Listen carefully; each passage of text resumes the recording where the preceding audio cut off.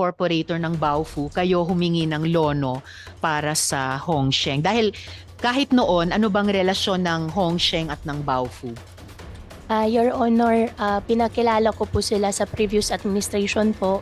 Ang relationship po nila ay lessor and lessee po. Supposedly po. Lessor at lessee ng lupa. Magre-rent po? po dapat si Hongsheng po kay Baofu po. So, nung panahong iyon, ang Baofu na ang may-ari ng lupa at ipinakilala nyo sila para makapag-lease ang Hongsheng sa Baofu. Ang pag-aari, Your Honor, ang pag-aari po ng lupa ever since po si Baofu po. Ever since ang Baofu ang may-ari. Paano na nakuha o nabili o napagmay-arian ng Baofu ang lupang iyon? Ang Baofu ba ay Filipino company? Opo, ang Baofu po, isa po akong incorporator po ng Baofu po. So paano naging pagmamay-ari ng Baofu yung lupa? Nag-joint venture po kami ni Baofu po, Your Honor. Sinong nag-joint venture? Ang Baofu at kayo? Sino yung kayo? Ako po, tsaka yung mga Chinese po na investor po na nasa Baofu po. Sinong mga Chinese investors yon? Sila ba yung Hongsheng?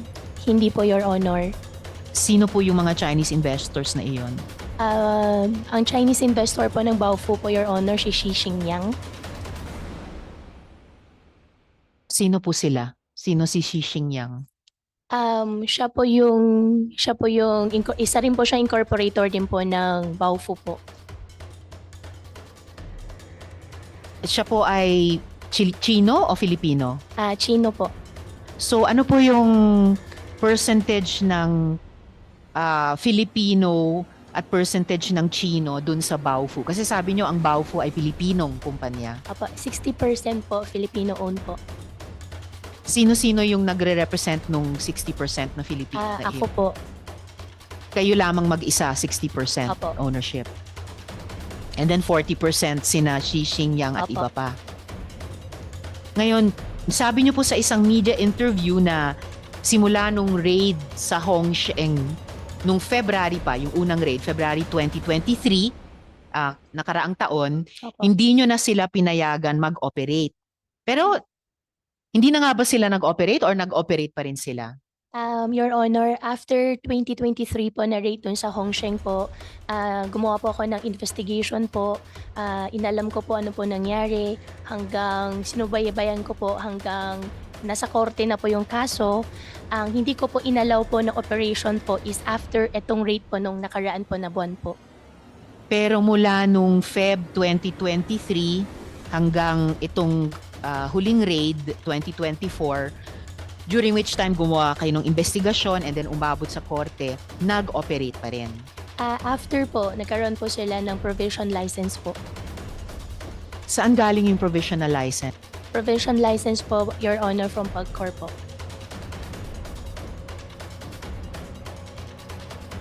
So mamaya itatanong din natin sa PAGCOR, ganun ba yon? Kasi sabi nga rin ng kahit ng PAOK, marami ng, I think it was USECT, marami ng kinancel na mga PAGCOR licenses ang PAGCOR sa POGO, pero gusto nating malaman ilan talaga sa mga ito ang sumunod at hindi na nag-operate or kinansela di umano pero binibigyan ng provisional license tulad dito sa kaso ng Hongsheng. And in fact, Mayor, meron nga po akong hawak na ebidensya na as late as November 2023, nag-ooperate pa rin. At ito po yung PLDT bill na ito.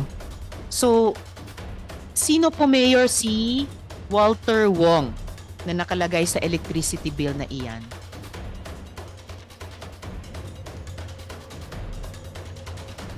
Telephone bill. Sino po si Walter Wong?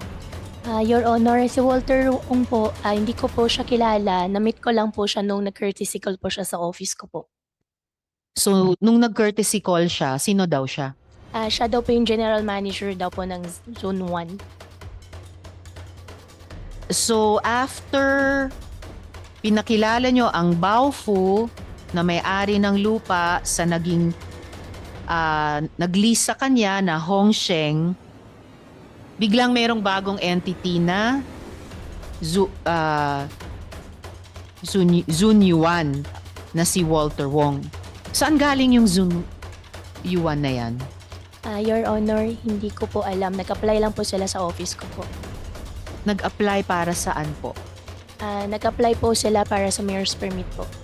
At pumunta rin po si Walter Ong po. May dala-dala lang po siya isang statement po. Statement ng ano po? Your Honor, statement po na dun sa nangyari po dun sa Vietnamese po. Alam ni Mr. Wong yung nangyari kay Elias Dani.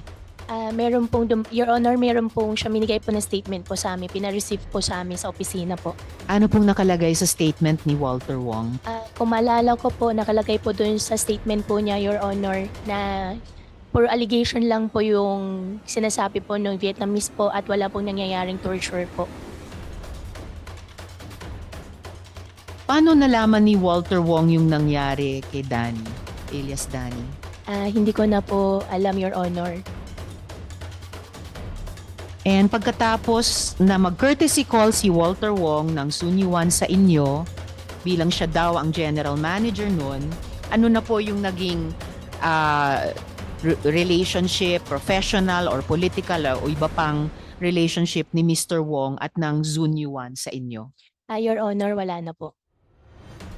So sa pagkaalam ninyo, tatlo na yung entities na nag-occupy dyan sa 7.8 or 7.9 hectare property sa bayan ninyo na may 36 buildings. So ano yung pagkaalam ninyo sa relasyon ng tatlong iyan? Ano yung relasyon ng Baofu, Hongsheng, Sun Yuan? Your Honor, si Zunwan po, siya po yung nagre-rent po. Siya po yung nabigyan ko po ng mayor's permit po ng 2nd, 3rd, and 4th floor po. So, mayor's permit ang nag-delineate nung sa presentation ni Dr. Casio kanina na 2nd, 3rd, and 4th floors lamang dapat ang gagamitin sa building. Para saan po ang mayor's permit? Para sa offshore po, Pogo po. So, offshore Pogo. Opo. So, may Pogo na pong nagaganap na cover ng mayor's permit dun sa inyong bayan. Your Honor, yes po. Kasi meron po silang provision license po. Sorry, provisional license Provisional mula license sa po. Mula sa PAGCOR po. Nakastate din po doon, Your Honor, 2nd, 3rd, and 4th floor lang po. Okay, pero ito rin po yung panahon na supposedly canceled na yung Pogo license ng aling entity po yung nakancelan? Your Honor, nung dumating po si Zunwan po, yung dala-dala po niyang provision license po ay valid po. Yes, so yung nakancelan na Hongsheng, conveniently, pagpasok ni Walter Wong ng Zunwan na may convenient na provisional license siya, so siya na nagpatuloy. Ostensibly sa 2nd, 3rd, and 4th floor lamang. Pero eventually, naipakita sa raid, hindi lamang doon sa 3 floors na iyon. Your Honor, yung sa Zone 1 po, 2nd, 3rd, and 4th floor lang po. Hindi kaya, Mayor, na yung nakanselan sa Hongsheng, pero sabi nyo nga nabigyan din pala ng provisional license ng PAGCOR, ay kung may ilang buwan na hindi siya nakapag-operate muli pagkatapos ng unang raid, itinuloy lang under the new and improved name of Zunwan, covered din ng provisional license. Your Honor, hindi ko na po alam. Saka bakit provisional license lang ang dala ni Mr. Walter Wong? Bakit hindi lisensya talaga galing sa PAGCOR? Your Honor, tinanong ko po siya, ang sagot po niya sa akin, yan daw po muna ibibigay daw po. May undertaking din naman po siya sa amin. The moment po na makancel po ang kanyang professional license po, makakancel din po ang kanilang mayor's permit po. Siya yung nag-offer ng ganyan sa inyo? Hindi po, kami po. Oo, tama. Kasi dapat ang mayor's office ang nagsasabi, hindi yung locator ang nagsasabi. Opo. Opo. At may ano ba? May overlapping directorates ba itong Zunwan at yung Hongsheng? Hindi ko po alam, Your Honor. Hindi po ba dapat bago mag-i-issue ng mayor's permit, inaalam po ng Office of the Mayor ano po yung corporate structure, officers, etc. Ng isang bagong darating na may dalang provisional license at mag-ooperate sa 3 floors ng isang malaking building sa bayan? Your Honor, ang dumating po na ZY po, bago po yung set po ng incorporator po. Nag-present po siya sa amin na may dala-dala po siyang provisional license po na naka-state po doon na second, third, and fourth floor lang po. At nung dumating na po yung SEC papers ng Zunyuan, may nakita po ba kayong pagkakapareho nga sa officers niya at ng Hongsheng? Your Honor, sa pagkakalam ko po, wala po. Sa pagkakaalam ninyo po. Sino pong makapagsasabi definitively na walang interlocking directorate between Zunyuan at Hongsheng? Your Honor, pacheck ko na po ngayon kaagad sa mga documents po. Salamat. At kung maisabi ninyo, Mayor, during this hearing. Opo, Your Honor. And hindi nyo ba nalaman na in violation ng mayor's permit ninyo ay ang Zunyuan ay nag-operate ng POGO hindi lamang sa second, third at fourth floors ng building na iyon? Your Honor, hindi ko po alam. Wala bang oversight ang mayor sa inisyuhang permit na sinusunod? Walang bawas, walang sobra, walang kulang ang isang locator?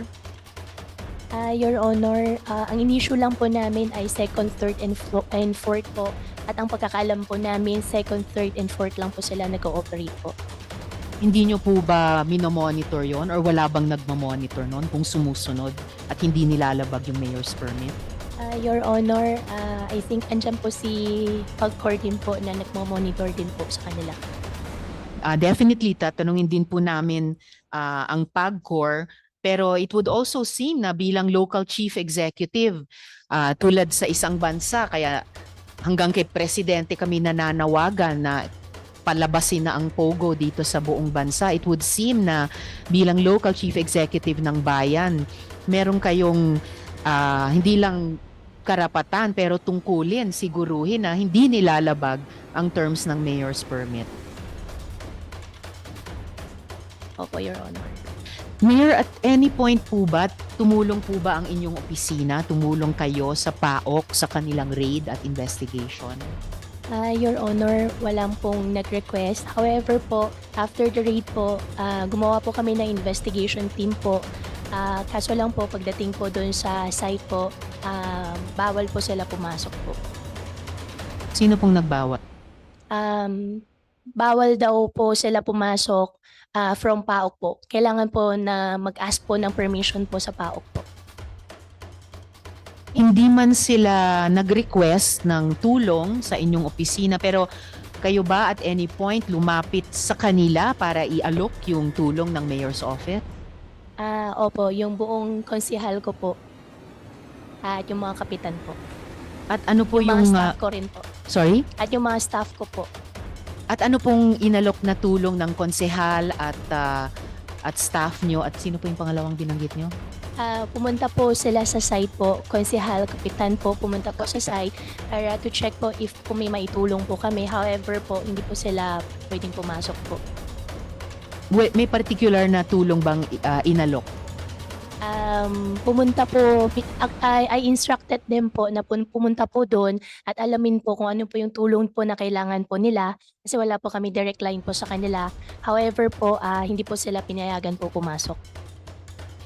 Mabalik lang sandali sa mga permits po na kailangan kunin nino mang negosyo, lalo na kung may mga dayuhang negosyo sa isang bayan. Ang building permit po ba na inaprubahan ng municipality ninyo, kasama po ba doon yung tunnels? Nasa building plan po ba yung tunnels pati yung panic room na yon? Your Honor, wala pong tunnels po na inapprove po sa building permit po. Ang naka-state po doon ay pinaka-fire exit po nila. So wala rin po sa building plan yung tunnels at yung panic room? Opo, wala pong tunnel po. Meron po bang panic room sa building permit at sa building plan? Your Honor, please allow me po na i-check ko lang po para sigurado po. Alright, Opo. salamat at Thank you po. pakiulat po sa amin Opo, Your during Honor. this hearing. Opo. And then, ito pong tanong, batay po sa general information sheet ng inyo namang meat shop. Kapatid nyo po ba sina Seymen Go at saka Sheila Go? Hindi po. Pero kaapelyido nyo po. Opo. Kamag-anak nyo po ba? Hindi po ako sigurado po. So, parehong address po kasi. Mayor, ang address po ninyo, tama po ba, ay Maligaya Street, Marilao, Bulacan? Opo. Tama. Sino naman po sina Jian Zhongguo at saka Lin Wen Yi? Dahil pareho po ang address nila, bagamat Chino po sila. Opo. Bali mga kasama po sa negosyo po. Doon sa meat shop po. So, mga kasama po ninyo sa negosyo at parehong address sa inyo.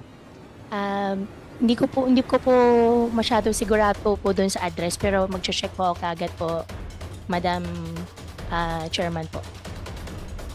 Alright, kasi sa impormasyon namin, pareho po ang address nilang dalawa sa address nyo.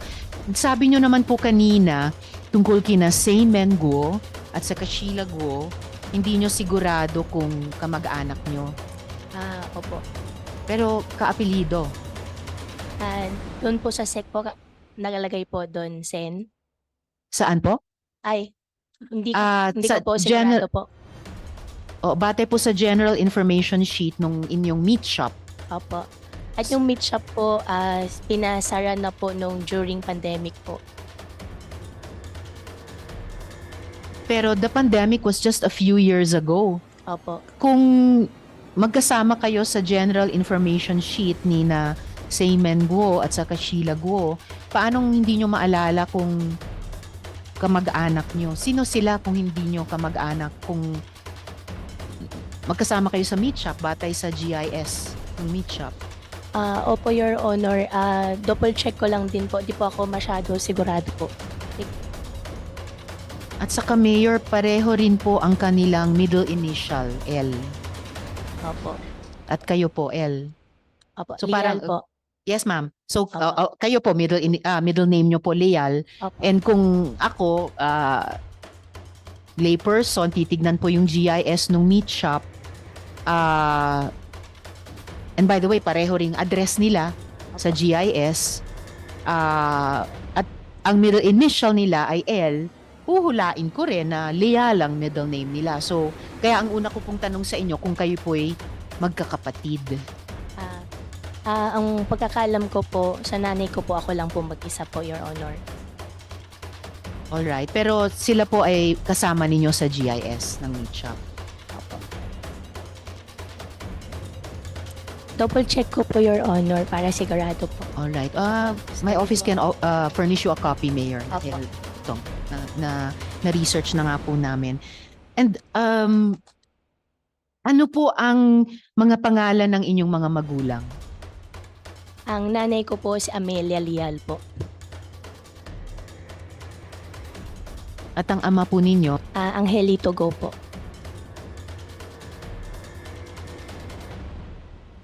At sila po ba ay kasal? Your Honor, hindi po ako masyado sigurado po.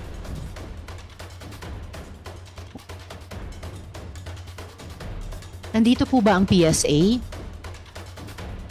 Wala po. Alright, the chair will write them. Sa ngayon, yun yung mga unang tanong ko kay Mayor San Sherwin. You have the floor. Thank you, Madam Chairman. Thank you rin sa mga preliminary questions. And I just have mga follow-ups lang po on the question. And thank you for the statement, Mayor Alice. And tama ho kayo na trabaho talaga ng local chief executive na maganap ng investors, magdala ng kabuhayan, gumawa ng trabaho para sa constituents niya. Talagang kasama yon. Pagpapatuloy ko lang with the permission of the chairperson yung mga questions niya. I heard earlier na sinabi niyo na ang original negosyo niyo is farming and lumaki kayo sa farm. Tama po ba? And yan talaga ang kinalakihan niyo, yung farm at yung hog racing. Tama po ba? You can pakigamit po yung mic para malagay sa records. Tama po ba? Opo. Paano ho kayo napunta sa Pogo? Parang ang layo eh. May farming ka, no, agriculture, and then biglang pumasok kayo sa Pogo. Paano, pwede nyo bang ikwento paano naging transition nyo from farming to Pogo? Your Honor, wala po ako sa Pogo. Hindi po ako involved po sa Pogo. Pinakita kanina ni Chairperson yung resolution na nakapangalan sa inyo. Correct? Opo. Bakit kayo nag-apply ng resolution? Because in the resolution, paki-flash nga, nakasulat doon, applicant eh. Your Honor, bilang incorporator po ng Baofu po, tinulungan ko po sila na ipakilala din po doon sa previous po na administration po para po doon sa Lono po. Flash yung resolution. Tek, paki-flash yung resolution. Para maging clap. Tayo lang natin sa Mayor Opo. yung kaninang resolution na finlash po.